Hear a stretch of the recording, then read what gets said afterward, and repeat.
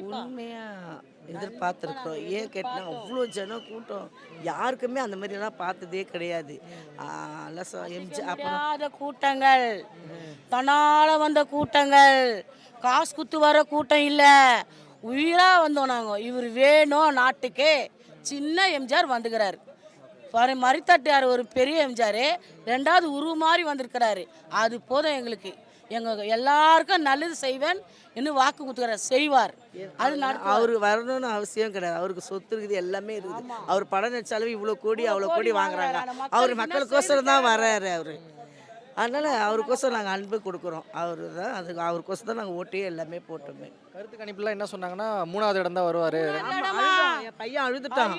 என் பையன் ஒரு மாதிரியா தெரிக்கும் அவனுக்கு.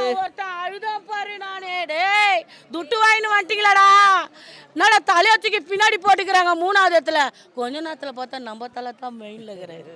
ரொம்ப சந்தோஷமாய் நாங்கள் அழைய நிறுத்திட்டு கை தட்டின்னு உக்காந்தோம். டிவியில் 50 காட்டுறாங்க, 100 காட்டுறாங்க, 70 காட்டுறாங்க, தூக்கி போடுறாங்க டிவியில். எந்த டிவியில் தான் உண்மையாக பேசுகிறானுங்க, அதில் கூட பொய் சொல்ல போடுறானுங்க. ஆனால் கருத்தா நிம்மதியாக வந்து உக்காந்தா இருப்பார், அது போதும் எங்களுக்கு. விஜய் அவர்கள் ஆட்சி அமைச்சிட்டாருன்னா என்ன மாற்றங்கள் கொண்டு வருவார்? நிறைய மாற்றம் வரப்பா.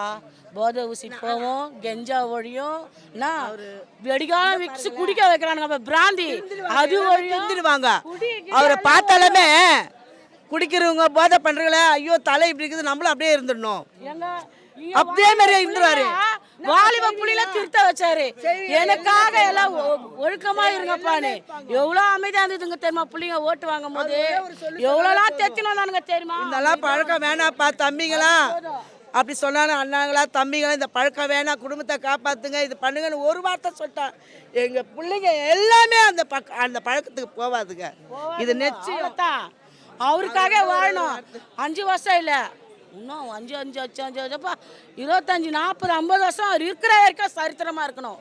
ஆச்சை விடவே கூடாது. நம்ம எல்லாம் உச்சி அப்படியே உக்காரணும். எதிர்கட்சா கூட எவனையும் உட்கார வைக்கக்கூடாது.